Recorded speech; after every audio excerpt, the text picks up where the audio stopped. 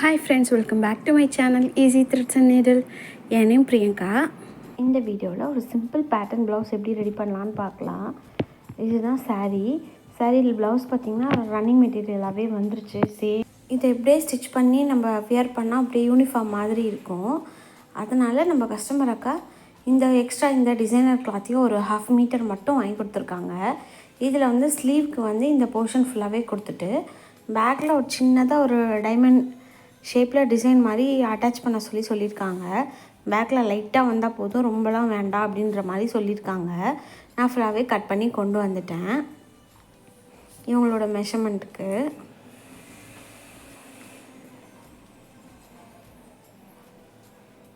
இப்போ நம்ம ஸ்லீவ் வந்து எப்போவுமே ஸ்டிச் பண்ணுற மாதிரி நாமளாகவே ஸ்டிச் பண்ணிக்கலாம். நீங்களும் இந்த மாதிரி புதுசாக ட்ரை பண்ணுறவங்க ட்ரை பண்ணி பாருங்கள். ரொம்பவே நல்லா இருந்துச்சு, நல்லா நீட்டாக வந்துருந்துச்சு. சேம் ரன்னிங் ப்ளவுஸாக இருக்கவங்க இந்த மாதிரி கொஞ்சம் கான்ட்ராஸ்ட்டாக ட்ரை பண்ணிங்கன்னா ரொம்ப நல்லாயிருக்கு. ஸ்லீவுக்கு நான் ஃப்ரண்ட்டில் 1/2 இன்ச் மட்டும் கட் பண்ணி எடுத்துக்க போகிறேன். இந்த டிசைன் ஒன்றும் பெருசாக ஒன்றுமே இல்லை, பட் இது பிகினர்ஸ்க்கு ரொம்பவே யூஸ்ஃபுல்லாக இருக்குன்றதுக்காக நான் அதை அப்படியே வீடியோவாக எடுத்திருந்தேன். ஏன்னா எனக்கு ரொம்ப பிடிச்சிருந்துச்சு இந்த டிசைனு, பார்க்க நல்லா இருந்துச்சு. அதனால இதையும் வீடியோவாக எடுத்திருந்தேன். ஃபர்ஸ்ட் நம்ம ஸ்லீவ் ஸ்டிச் பண்ணிக்கலாம். மெயின் கிளாத் எடுத்து போட்டு அதுக்கு மேலே லைனிங்கை கரெக்டாக ஆப்போசிட்டில் நம்ம ப்ளேஸ் பண்ணணும்.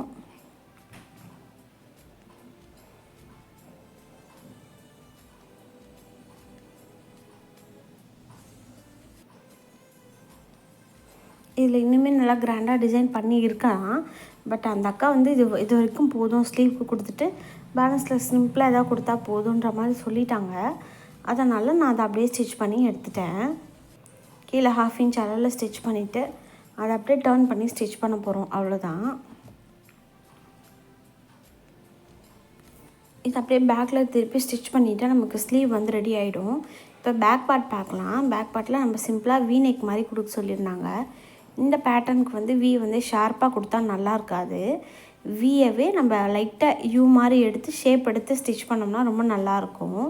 அது எப்படி நம்ம ரெடி பண்ணலான்னு பார்க்கலாம். கண்டிப்பாக இந்த மாதிரி ரொம்ப டிரான்ஸ்பரண்ட்டாக இருக்குது மெயின் கிளாத்து. அதனால் ஒரு கேன்வாஸ் எடுத்து நம்ம அதில் வச்சு ஸ்டிச் பண்ணோம்னா நல்லா ப்ராப்பராக நீட்டாக ஃபினிஷிங் நல்லா நீட்டாக வரும். அதனால் நம்ம நெக் வித் என்ன கொடுக்க போகிறோமோ அதுலேருந்து ஒரு 1லேருந்து 1.5 இன்ச் எக்ஸ்ட்ரா இருக்க மாதிரி கேன்வாஸ் எடுத்திருக்கேன். நெக் வித் பார்த்திங்கன்னா 2.25 நான் மார்க் பண்ணிக்கிறேன். அதே மாதிரி கீழேயும் அதே 2.25 நான் இங்கே ஒரு மார்க் கொடுத்துக்கிறேன். இப்போ நெக்கோட ஹைட் பார்க்கலாம். நான் ஒரு 10 இன்ச் போல் கொடுத்துக்கிறேன்.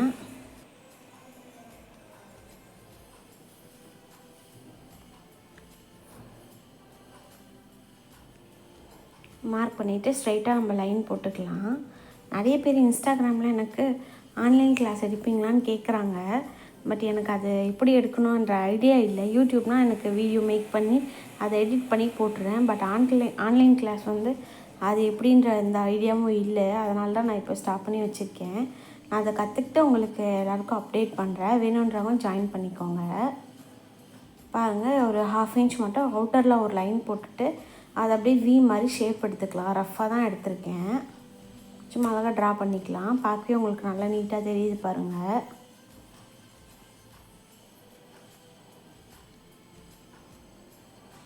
இது அப்படியே இந்த ஷேப்புக்கே நான் கட் பண்ணாமல் கொஞ்சம் ரஃப்பாகவே கட் பண்ணிக்கிறேன். துணியை நல்லா யூ மாதிரி எக்ஸ்ட்ரா உள்ள கேன்வாஸை யூ மாதிரி கட் பண்ணி எடுத்துக்கிட்டேன். இன்னொரு பக்கமும் நான் இதை அப்படியே ட்ரேஸ் எடுக்க போகிறேன்.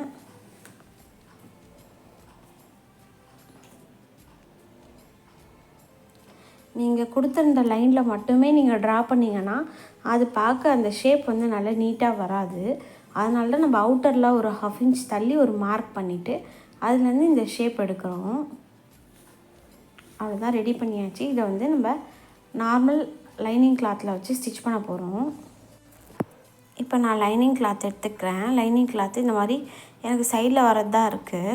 அதை நான் எடுத்து ஜாயிண்ட் போட்டு தான் இதில் வச்சு ஸ்டிச் பண்ண போகிறேன். இந்த அளவுக்கு போதுமானு பார்த்துட்டு அதுக்கேற்ற மாதிரி நான் கட் பண்ணிக்கிறேன் லைனிங்கை. ஃபர்ஸ்ட் நான் வந்து சைடு வந்து ஒரு ஜாயிண்ட் போட்டுக்கிறேன். ஏன்னா 2 பீஸாக இருக்குது, நமக்கு ஒரு பீஸாக தேவை. அதனால சைடில் ஜாயிண்ட் போட்டுட்டு அதை ஓப்பன் பண்ணி வச்சு நம்ம ஸ்டிச் பண்ண போகிறோம். பாருங்கள், இந்த மாதிரி தான் இருக்குது. இந்த அளவுக்கு தான் சைடில் எனக்கு கிளாத்லாம் பத்தாமல் இருக்குது. பட் இருந்தாலும் அட்ஜஸ்ட் பண்ணி ஸ்டிச் பண்ணிடலாம்.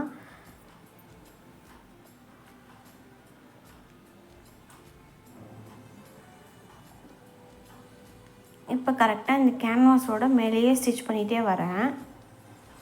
ஃபுல்லாகவே ஸ்டிச் பண்ணிட்டோடனே சைடில் நமக்கு எக்ஸ்ட்ரா துணி பத்தலை இல்லையா, அந்த இடத்துல இந்த மாதிரி சின்ன துணியை வச்சு ஒரு ஸ்டிச் போட்டுட்டு அதை அப்படியே ஆப்போசிட்டில் திருப்பிட்டு இப்போ பாருங்கள் எல்லா இடமும் நமக்கு கவர் ஆகிடுச்சு.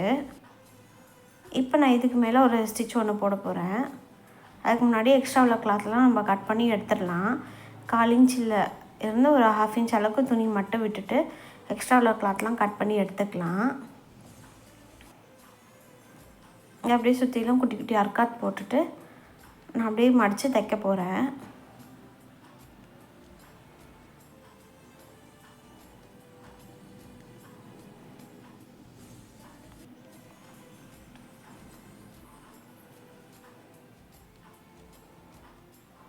அவ்வளோதான். இந்த மாதிரி மேலேயே வச்சு ஸ்டிச் பண்ணிகிட்டே வரணும். நான் இப்போ தான் கொஞ்சம் ஆன்லைன் கிளாஸ் எப்படி எடுக்கிறதுன்றத கொஞ்சம் பார்த்துட்டு வரேன். எனக்கு அந்தளவுக்கு ப்ராப்பராக தெரியல. நான் எப்படின்னு தெரிஞ்சதுக்கப்புறம் நான் கற்றுக்கிட்டு உங்களுக்கான இது சொல்கிறேன். தேவை உள்ளவங்க அதில் ஜாயின் பண்ணிக்கோங்க. பாருங்கள், கீழே லைனிங், அதுக்கு மேலே மெயின் கிளாத், அதுக்கு மேலே நம்ம ரெடி பண்ணி வச்சுருக்கேன். இந்த கேன்வாஸை கரெக்டாக சென்டராக பார்த்து நம்ம இந்த மாதிரி ப்ளேஸ் பண்ணிக்கலாம். நல்லா 1க்கு 2 வாட்டி நான் செக் பண்ணிக்கிறேன். இது வச்சுட்டு நீங்கள் ஷோல்டரோட அளவும் 2 பக்கம் ஈக்குவலாக இருக்கா அப்படின்றத பார்த்துக்கோங்க. நெக்கை தவிர்த்து ஷோல்டர் 2 பக்கமும் ஈக்குவலாக இருக்கான்னு பார்த்துட்டு நம்ம ஸ்டிச் பண்ண ஸ்டார்ட் பண்ணிக்கலாம். நான் ஃபுல்லாக பின் வந்து குத்தி வச்சுருக்கேன். கரெக்டாக சென்டராக இருக்குது பார்த்தீங்களா? அந்த மாதிரி தான் முக்கியமாக பார்த்துக்கணும். ஏன்னா நான் நிறைய வாட்டி எனக்கு இதில் மிஸ்டேக்ஸ் வந்திருக்கு. அதனால் திரும்ப உங்களுக்கு சொல்கிறேன். இப்போ நான் அப்படியே அதுக்கு மேலேயே வச்சு ஸ்டிச் பண்ண ஸ்டார்ட் பண்ணுறேன். நம்ம மார்க் பண்ணியிருக்கோம் இல்லையா, அதுக்கு மேலேயே ஒரு ஸ்டிச் போட்டுட்டே வரேன்.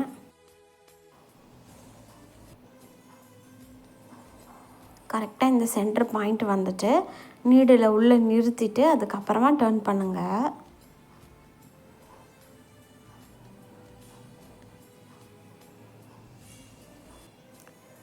அவ்வளோதான். அதை அப்படியே நம்ம ஃபுல்லாகவே ஃபினிஷ் பண்ணிக்கலாம்.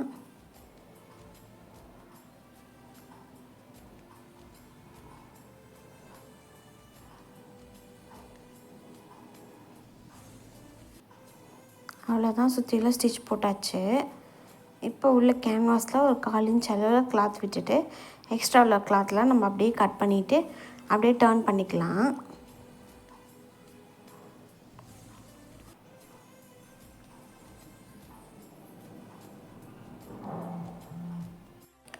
அவ்வளோதான், ஃபுல்லாக கட் பண்ணி முடித்தாச்சு. இப்போ இந்த கர்வ் வர இடத்துலலாம் குட்டி குட்டி அர்க்காத் போட்டு நம்ம அப்படியே டர்ன் பண்ணி எடுக்க போகிறோம்.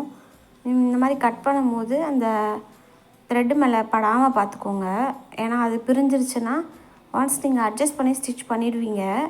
பட் அதை ஃப்யூச்சரில் அவங்க போடும்போது திரும்ப அதை ஒரு மாதிரி இழுத்து அந்த தையல்லாம் பிரிஞ்சு வந்துடும். அதனால் அதில் கொஞ்சம் கேர்ஃபுல்லாக ஸ்டிச் பண்ணுங்கள்.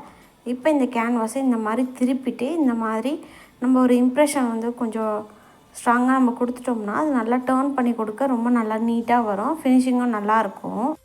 இப்போ நான் இந்த மாதிரி ஃபுல்லாக ரெடி பண்ணிவிட்டு இந்த கேன்வாஸை அப்படியே உள்பக்கமாக திருப்பி அந்த எட்ஜிலேயே ஒரு ஸ்டிச் ஒன்று போட போகிறேன்.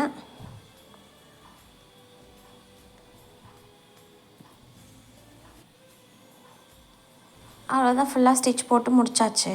இப்போ இந்த கேன்வாஸையும் லைனிங்கையும் சேர்த்து நம்ம முன்னெல்லாம் பண்ணுவாங்கன்னா ஹெம் பண்ணுவாங்க. நம்ம ஹெம் பண்ணாமல் இப்படியே ஸ்டிச் பண்ணிடலாம். அதுக்கு நம்ம இந்த மெயின் கிளாத்தை மட்டும் தனியாக எடுத்துக்கிட்டு லைனிங் மேலே இந்த கேன்வாஸை நல்லா பதிகிற மாதிரி அந்த கேன்வாஸ் என்ன ஷேப்பில் இருக்கோ அந்த ஷேப்பை லைனிங்கோடு பொருத்தி நம்ம ஸ்டிச் பண்ண போகிறோம். இது கொஞ்சம் பொறுமையாக ஸ்டிச் பண்ணுங்கள். இல்லைன்னா இந்த கேன்வாஸ் வந்து கொஞ்சம் முன்ன பின்ன போய் ஷேப் வந்து பார்க்க நல்லா இருக்காது. உள்ளே லைட்டாக தூக்கிட்டு இருக்க மாதிரி இருக்கும் கிளாத்து. அதனால் கொஞ்சம் கொஞ்சமாக அட்ஜஸ்ட் பண்ணி நம்ம ஸ்டிச் பண்ணிக்கலாம். மெயின் கிளாத்தை தனியாக எடுத்துகிட்டு ஸ்டிச் பண்ணணும். பாருங்கள், மெயின் கிளாத்து எந்த அளவுக்கு ரொம்ப டிரான்ஸ்பரண்ட்டாக இருக்குதுன்னு உங்களுக்கு பார்த்தாலே தெரிஞ்சிருக்கும். இந்த மாதிரி சமயத்தில் இந்த மெத்தடில் நீங்கள் ஸ்டிச் பண்ணுங்கள், நல்லா நீட்டாக வரும். இது நீங்கள் ஜஸ்ட் ஒரு கிராஸ் பீஸ் கொடுத்தே திருப்பி இருக்கலாம். பட் நம்ம இந்த மாதிரி கேன்வாஸ் கொடுத்து பண்ணும்போது ஒரு பொட்டிக் ஸ்டைலில் ஒரு நல்ல நீட் ஃபினிஷிங் நமக்கு வந்து கிடைக்கும். பாருங்கள், ஃபுல்லாக கம்ப்ளீட் பண்ணியாச்சு. இந்த மாதிரி வேஸ்ட்டு கேன்வாஸ் ஒன்று எடுத்திருக்கேன். இதை வந்து நாலாக அப்படியே ஃபோல்டு பண்ணிக்கலாம். ஒரு ஸ்கொயர் ஷேப் வர மாதிரி நான் ஃபோல்டிங் வந்து பண்ணிக்கிறேன். இதனோட வித்து பார்த்திங்கன்னா ஒரு 2 இன்ச் வர மாதிரி நான் மடிக்க போகிறேன். கரெக்டாக அதை மடித்தோம்னா 4 சைடும் 2 இன்ச் வர மாதிரி நம்ம மார்க் பண்ணிக்கலாம். இப்போ இந்த சைடும் அந்த 2 இன்ச் வர மாதிரி நான் ஒரு மார்க் கொடுத்துட்டு அதை வந்து கட் பண்ண போகிறேன். எக்ஸ்ட்ரா உள்ளதெல்லாம் கட் பண்ணி எடுத்துடலாம். இதுக்கு இடையில இந்த மாதிரி இந்த பாயிண்ட்டையும் கனெக்ட் பண்ணுற மாதிரி ஒரு கோடு ஒன்று போட்டுக்கலாம். கோடு போட்டுட்டு இந்த சென்டர் போர்ஷன் இருக்குது பார்த்திங்களா, இந்த இடத்துக்கும் சென்டர் போர்ஷன் அங்கே ஒரு மார்க் கொடுத்துட்டு அங்கே 1/4 இன்ச்சு கொஞ்சம் உள்ளே தள்ளி ஒரு மார்க் கொடுத்துட்டு இந்த ஷேப்பை வந்து நம்ம அழகாக நீட்டாக கேர்வாக எடுத்துக்கலாம். லைட்டாக 1/4 இன்ச்சு தான் நான் உள்ளே வந்திருக்கேன் சென்டரில். உங்களுக்கு பார்த்தாலே தெரிஞ்சிருக்கும். இந்த மாதிரி கொடுக்கும்போது ஷேப் நல்லாயிருக்கும். நார்மலாக ஒரு ஸ்கொயரில் கொடுக்குறதுக்கும் இது பார்க்க கொஞ்சம் லைட்டாக அது என்ன சொல்லுவாங்க, டைமண்ட் ஷேப்பாக அந்த மாதிரி இருக்கும் பார்க்குறதுக்கு. எனக்கு அந்த அளவுக்கு அதெல்லாம் தெரியாது. அவ்வளோதான். கேன்வாஸும் இந்த மாதிரி இருக்குது உங்களுக்கு கட் பண்ணதுக்கப்புறம். இதை வந்து நம்ம டிசைனர் கிளாத்தில் வச்சு ஃபஸ்ட்டு ரஃப்பாக சுற்றிலும் ஒரு ஸ்டிச் ஒன்று போட போகிறோம். கரெக்டாக இந்த பேப்பர் இந்த மாதிரி வரும். உங்களுக்கு பார்க்க தெரியும், நல்லா நீட்டாக இருக்குது. கீழே 1/2 இன்ச் விட்டுருக்காங்க பார்த்திங்களா, அது மடித்து தைக்கிறதுக்காக கீழே 1/2 இன்ச் இருக்குது. ஸோ நம்ம ஃபினிஷ் பண்ணும்போது நல்லா நீட்டாக வந்துடும். இப்போ இந்த கிளாத் மேலே இந்த கேன்வாஸை வச்சு சுற்றிலும் ஒரு ஸ்டிச் ஒன்று போட போகிறோம். பாருங்கள், நான் ஃபுல்லாக போட்டு எடுத்துட்டேன். இப்போ இதை சுற்றி ஒரு 1/4 இன்ச் மட்டும் கிளாத் இருக்க மாதிரி விட்டுட்டு மற்ற எக்ஸஸ் உள்ள கிளாத்தெல்லாம் நம்ம கட் பண்ணி எடுத்துக்கலாம்.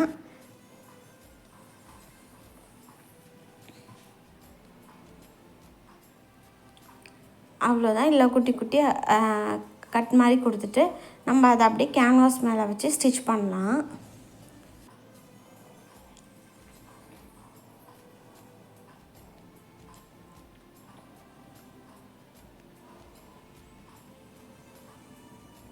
இந்த கிளாத்தெல்லாம் அப்படியே கேன்வாஸ் மேலே வச்சுட்டு கரெக்டாக அந்த எட்ஜ்லேயே ஒரு ஸ்டிச் போட்டு நல்லா நீட்டாக மடித்து திருப்பிக்கலாம். அது ஃபினிஷ் பண்ணும்போது அந்த இடம் முன்ன பின்ன இல்லாமல் ஈக்குவலாக வர மாதிரி பாருங்கள். இந்த மாதிரி சீம் ரிப்பேரை வச்சு, சின்ன துணி தானே அதை நம்ம கண்ட்ரோல் பண்ண முடியாது, அதனால் சீம் ரிப்பேரை வச்சு அதை இப்படி மடிச்சுட்டே ஸ்டிச் பண்ணுறேன் கொஞ்சம் கொஞ்சமாக. உங்களுக்கு பார்த்திங்கன்னா நல்லா விசிபிளாக தெரியும்.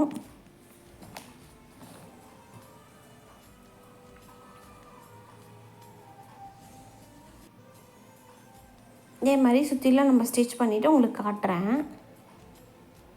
பாருங்கள், ஃபுல்லாக வச்சுட்டு ஸ்டிச் பண்ணிட்டதுக்கப்புறம் கரெக்டாக இந்த நெக்கோட சென்டரில் இந்த மாதிரி பின்னை குத்திட்டு அப்படியே சுற்றிலும் அட்டாச் பண்ணிவிட்டால் நம்மளோட ப்ளவுஸே ரெடி ஆகிடும். கரெக்டாக அந்த ஷார்ப் எட்ஜு வந்து இந்த நம்ம நெக்கோட ஃபினிஷ் பண்ணியிருக்கோம் இல்லையா, வீநெக்கு அது கீழே வர மாதிரி ப்ளேஸ் பண்ணிவிட்டு நம்ம சுற்றிலும் ஸ்டிச் பண்ணி எடுத்துக்கலாம். அவ்வளோதான். இது பார்க்கவே சிம்பிளாக இருக்குது, பட் லுக்கும் நல்லாயிருக்கும், நீட்டாக இருக்கும். இதுக்கப்புறம் டாட் பிடிச்சிட்டு கீழே கிராஸ் பீஸ் எல்லாம் கொடுத்து நம்ம அதை திருப்பிட்டோம்னா பேக் பார்ட் வந்து நமக்கு கம்ப்ளீட்டாக ரெடி ஆகிடும். இதுக்கு மேலே ஒரு லேஸ் எல்லாம் கொடுத்திங்கன்னா நல்லாயிருக்கு. அது பார்க்க கொஞ்சம் ஓல்டு வெர்ஷன் மாதிரி ஆகிடும். இது எல்லாம் பார்க்கவே ரொம்ப நல்லாயிருக்கு. இதுக்கு மேலே நான் டாட் கொடுக்க போகிறேன். நீங்கள் டாட்லாம் எடுத்தோடனே ஸ்டிச் பண்ணிடாதீங்க. இந்த மாதிரி பேட்டர்ன்லாம் பண்ணும்போது கம்ப்ளீட் பண்ணதுக்கு அப்புறமா நீங்கள் டாட் பிடிங்க. இல்லைன்னா அந்த துணியோட ஷேப்பெல்லாம் மாறி உங்களுக்கு நல்ல ஈவனாக வராது. இப்போ நான் டாட் உங்களுக்கு எந்த அளவுக்கு தேவையோ அந்த அளவுக்கு வச்சுக்கோங்க. நார்மலாக 4.5 கரெக்டாக இருக்கும். இப்போ நான் பேக்கு ஃப்ரண்ட்டு எல்லாத்தையும் ஜாயின் பண்ணிட்டேன். ஷோல்டர் ஜாயிண்ட்டு அந்த எல்லோ லாக் எல்லாமே ஃபினிஷ் பண்ணியாச்சு. இப்போ வந்து ஸ்லீவ் வந்து அட்டாச் பண்ணிக்கலாம்.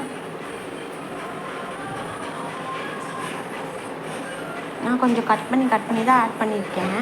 ஏன்னா இது முழுசும் போட்டால் ரொம்ப பெரிய வீடியோவாக இருக்குது. அதனால் கட் பண்ணி உங்களுக்கு ஆட் பண்ணியிருக்கேன். எது தேவையோ அது மட்டும். ஸ்லீவை கரெக்டாக இந்த சென்டரில் வச்சு நம்ம ஒரு 1/2 இன்ச் அளவுக்கு 2 பக்கமும் ஸ்டிச் பண்ணிக்கலாம்.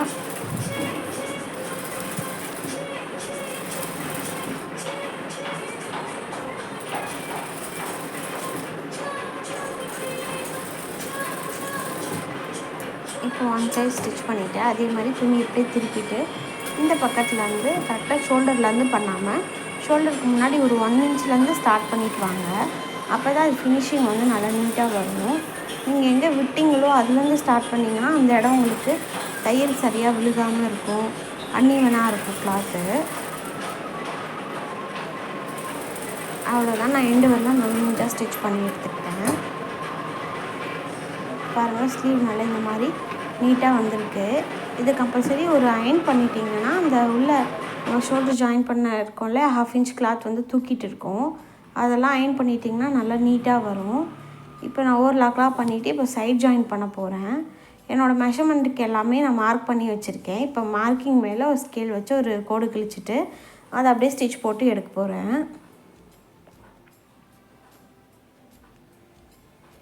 இப்போதும் நம்ம ஸ்லீவோட எண்டு, அப்புறம் அந்த ஆர்ம் ரவுண்டு, அப்புறம் நம்ம வேஸ்ட்டோட அளவு இதெல்லாம் ஒரே ஸ்ட்ரெயிட் லைனில் வந்துச்சுனாலே அந்த ப்ளவுஸ் வந்து ஃபிட்டிங்காக கரெக்டாக பர்ஃபெக்டாக இருக்குதுன்னு அர்த்தம். அது மாதிரி நீங்கள் மேக்ஸிமம் இருக்க மாதிரி பார்த்துக்கோங்க. கொஞ்சம் முன்ன பின்ன வரதான் செய்யும் பிகினர்ஸ்க்கு ஸ்டார்டிங்கில். நீங்கள் எந்த அளவுக்கு நல்லா ப்ராக்டிஸ் பண்ணுறீங்களோ அந்த அளவுக்கு ஃபினிஷிங் உங்களுக்கு வரும். ஏன்னா என் அக்காவும் டெய்லரிங் கிளாஸ்லாம் போனாங்க. 20,000 பே பண்ணி அவங்க ஸ்டார்டிங் போனது என்னமோ 2,500 சொன்னாங்க 1 மந்த்துக்குன்னு. பட் அவங்க 20,000 வரலும் அதை கட்டி ஆனால் இன்னும் எல்லாம் அவங்களுக்கு அது புரியவே இல்லை. ஏன்னா அவங்க ஷார்ட்டாக சொல்ல வேண்டிய விஷயத்த சுற்றி வளைச்சி அவங்களுக்கு சொல்லித்தராங்க. அவங்களுக்கு அது அண்டர்ஸ்டாண்ட் ஆகவே இல்லை. இன்ன வரையில என்கிட்ட கேட்டுட்ருக்காங்க, இது எப்படி அது எப்படின்னு சொல்லி கேட்டுட்ருக்காங்க. அவ்வளோ காசு கொடுத்து அவங்க போய் அதை கற்றுக்கிட்டது வேஸ்ட்டு. இந்த மாதிரி யூடியூப் சேனலில் நிறையா இருக்குது. நீங்கள் பார்க்குறத கொஞ்சம் பொறுமையாக அண்டர்ஸ்டாண்ட் பண்ணி அவங்க என்ன பண்ணுறாங்கன்னு ஒரு 4-5 வாட்டி அதை லிசன் பண்ணிங்கனாலே உங்களுக்கு அதுக்கான ஐடியா கிடச்சிரும். நான் அப்படி தான் வந்தேன், அதனால் உங்களுக்கும் ஷேர் பண்ணுறேன். வெளியே போய் காசெல்லாம் போடாமல் இந்த மாதிரி பண்ணுங்கள். நீங்கள் அதில் போடுற காசை உங்களுக்கு மிஷின் வாங்குறதோ உங்களுக்கு தேவையான திங்ஸை வாங்கி நீங்கள் இது பண்ணிக்கலாம். அவ்வளோதான். நான் அடுத்தடுத்து 1/4 இன்ச் அளவில் கேப் விட்டு எத்தனை ஸ்டிச் வேணுமோ அத்தனை ஸ்டிச்சை நான் போட்டு எடுத்துக்கிறேன். இந்த கிளாஸ்லலாம் என்ன மிஸ்டேக்ஸ் பண்ணுறாங்கன்னா, அவங்க வந்து டக்குன்னு கற்றுக்கக்கூடாதுன்றதுக்காக அதை சுற்றி வளைச்சி ஒரு ஃபார்முலாவை போட்டு சுற்றி வளைச்சி அது என்ன சொல்ல வரான்னு அவங்களுக்கும் புரியல, அதை கற்றுக்கிறவங்களுக்கும் புரிய மாட்டேங்குது. ஏன் இப்படி பண்ணுறாங்கன்னு தெரியல. நிறைய பேர் இப்படி தான் இருக்காங்க.